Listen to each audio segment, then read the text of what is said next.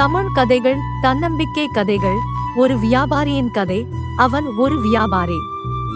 எதிர்காலத்தில் பெரிய தொழிலதிபராக வரவேண்டும் என்று ஆசைப்பட்டான்.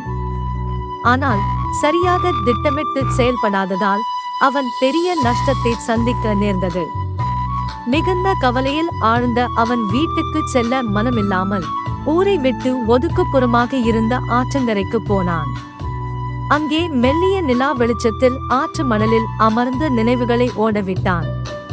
வியாபாரத்தில் தோற்று போன அவலம் அவனை அழுத்தியது.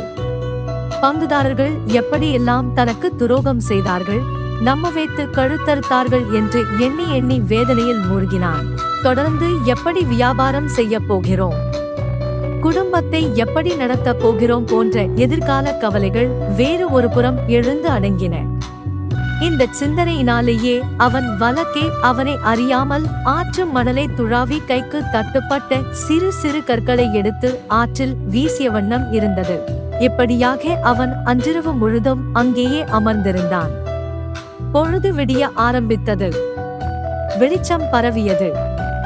ஆற்றிலே வீசுவதற்கு அவனைச் சுற்றி இருந்த கற்கள் எல்லாம் தீர்ந்து போய்விட்டன. அவன் தன் கையில் இருந்த கடைசி கல்லை பார்த்தான். பிரமித்து விட்டான். காரணம், அது சாதாரண கூழாங்கல் இல்லை, விலை உயர்ந்த வைரக்கல். யாரோ கொள்ளையர்கள் தாங்கள் கொள்ளையெடுத்து வந்த வைரக்கற்களை ஆற்றங்கரையிலேயே தவறவிட்டு விட்டு ஓடியிருக்கிறார்கள். அவற்றைத்தான் அவன் இருட்டில் இன்னதென்று அறியாமல் எடுத்து வீசியிருக்கிறான். ஒரு வகையில் பார்த்தால் நம்மில் பலர் அந்த வியாபாரி மாதிரிதான். கடந்த காலம் மற்றும் எதிர்கால நினைவுகளில் மிதந்து கொண்டு நிகழ்காலம் என்கிற வைரக்கற்களை வீணெடுத்துக் கொண்டிருக்கிறோம். KVS கவிதை தமிழ் VPS சேனல் சப்ஸ்கிரைப் பண்ணுங்க ஃப்ரெண்ட்ஸ்.